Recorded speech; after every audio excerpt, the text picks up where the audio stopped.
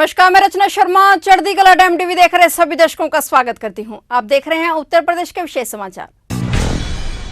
आज पूर्व राज्यपाल स्वर्गवासी लालजी टंडन जी की पुण्यतिथि है। इस मौके पर उत्तर प्रदेश के मुख्यमंत्री योगी आदित्यनाथ ने स्वर्गवासी लालजी टंडन को याद किया और उनकी प्रतिमा पर पुष्प अर्पित किए। सीएम योगी ने कहा कि सार्वजनिक जीवन में स्वर्गवासी लालजी टंडन बाबूजी के कल्याणकारी योगदान, लखनऊ के समस्त विकास के प्रति उनकी श्रद्धा व श्रद्धेय, अटल जी के सपनों को साकार करने हेतु उनके प्रयास सदैव अविस्मरणीय रहेंगे। सीएम ने ट्वीट कर कहा कि आज उनकी पुण्यतिथि पर उत्तर प्रदेश सरकार और प्रदेशवासियों की ओर से उन्हें विनम्र श्रद्धांजलि। सीएम योगी ने कहा कि लालजी टंडन बीजेपी के कद्दावर नेताओं में से शुमार रहे हैं। पूर्व प्रधानमंत्री अटल बिहारी वाजपेयी के करीबियों में लालजी टंडन का भी नाम आता है। लालजी टंडन का निधन आज के दिन 21 जुलाई 2020 को सुबह 5:35 पर हुआ था। आज सीएम योगी के साथ कई बड़े नेताओं ने स्वर्गवासी लालजी टंडन जी को याद कर उनकी प्रतिमा पर पुष्प अर्पित कर उन्हें श्रद्धांजलि भेंट की।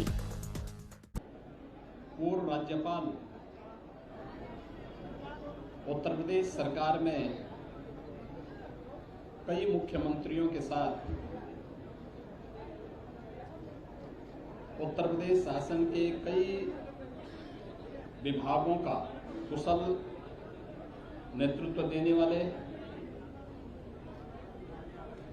लखनऊ के पूर्व सांसद सरदेव अटल बिहारी वाजपेयी जी के अनन्य सहयोगी सरदेव लालजी टंडन जी की आज द्वितीय पुण्यतिथि है। मैं इस अवसर पर उत्तर प्रदेश शासन और पूरे प्रदेश वासियों की ओर से उन्हें विनम्र श्रद्धांजलि अर्पित करता हूं। हम सब जानते हैं कि सरदेव टंडन जी लखनऊ की एक पहचान थी। लखनऊ के विकास के लिए और लखनऊ के माध्यम से प्रदेश को एक पहचान दिलाने के लिए उन्होंने पूरा जीवन समर्पित किया था।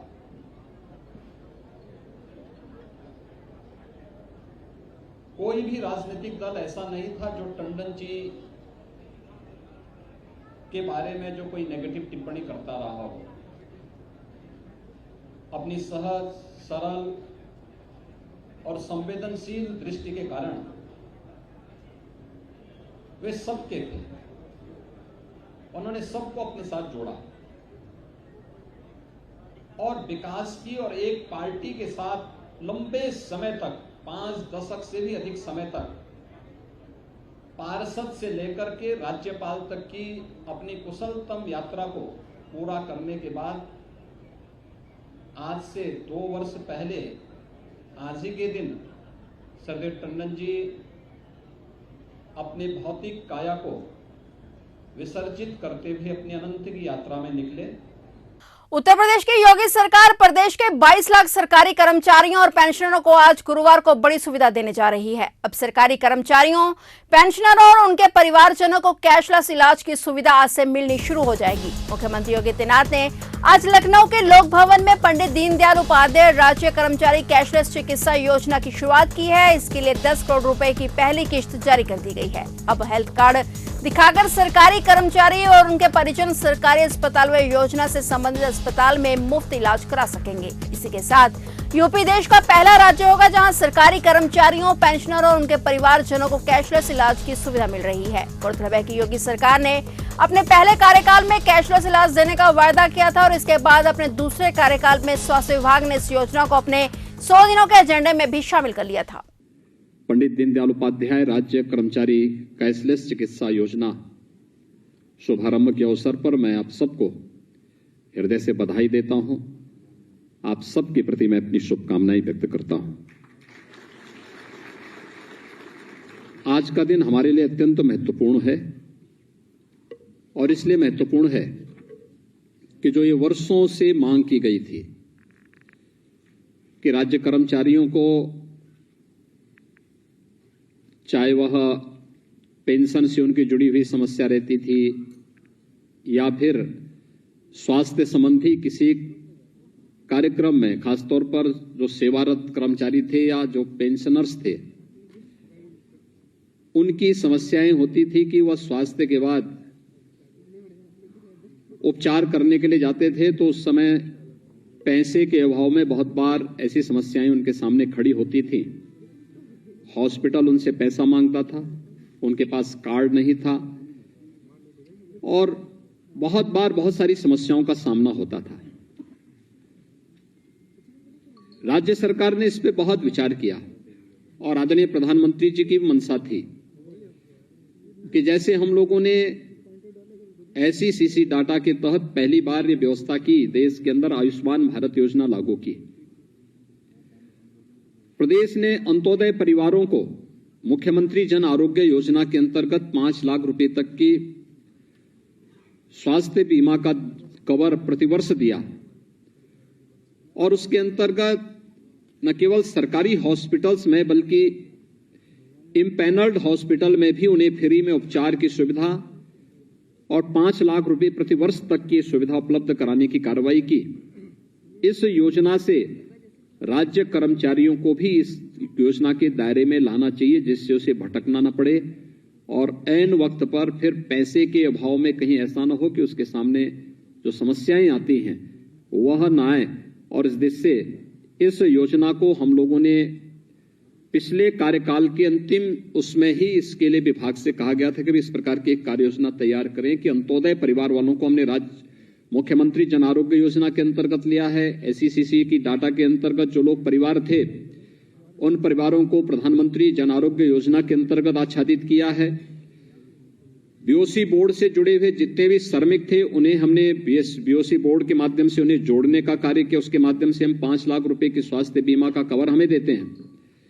लेकिन राज्य के कर्मचारियों को जो हमारे 22 लाख राज्य के कार्मिक हैं और सेवानिवृत्त पेंशनर्स हैं जो कार्मिक हैं, इन सब के लिए हम लोगों को एक ऐसी स्कीम देनी चाहिए कि सरकारी हॉस्पिटल में वे किसी भी प्रकार की बीमारी हो वहां पर कैशलेस उपचार की सुविधा, असीमित सुविधा जो भी वहां पर हो सकती हो सरकारी हॉस्पिटल में उनको मिले। और इम्पैनल्ड हॉस्पिटल में स्टेट हेल्थ कार्ड के माध्यम से प्रतिवर्ष 5 लाख रुपए की स्वास्थ्य बीमा का कवर और अगर उससे ज्यादा लगता है तो फिर उसके बारे में अलग से उसकी व्यवस्था करें जिससे उस स्टेट हेल्थ कार्ड के माध्यम से उसे डाउनलोड करके कोई भी व्यक्ति कहीं भी जाएगा वहां पे जाकर के उस कर्मचारी को या पेंशनर्स को या उसके आश्रित को किसी भी प्रकार की चिकित्सा सुविधा के लिए तरसना न पड़े। आज एक कार्यक्रम का शुभारंभ उत्तर प्रदेश के अंदर हुआ है और उत्तर प्रदेश देश का पहला राज्य है जो इसको प्रारंभ कर रहा है। मैं इसलिए आपको बधाई देता हूं, अपनी शुभकामनाएं देता हूं।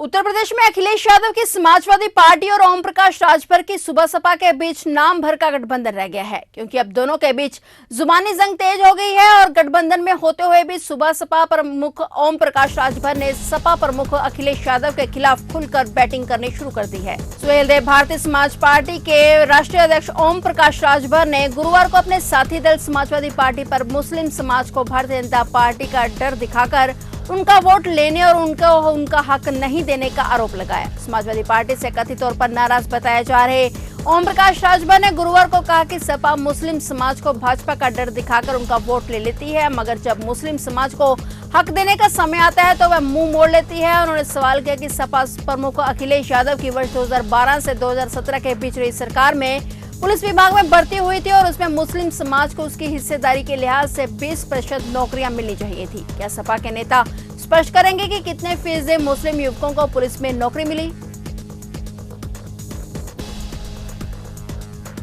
समाजवादी पार्टी के राष्ट्रीय अध्यक्ष और पूर्व मुख्यमंत्री अखिलेश यादव ने जीएसटी के दायरे में दैनिक सामग्रियों को लाए जाने पर जोरदार तंज कसा है। पिछले दिनों जीएसटी काउंसिल की बैठक के बाद केंद्र सरकार की ओर से जरूरत की चीजों को जीएसटी के दायरे में लाने का निर्णय लिया गया। खाद्य पदार्थों को पहली बार जीएसटी के दायरे में लाया गया है। इन मामलों पर अखिलेश लगातार हमलावर रहे हैं।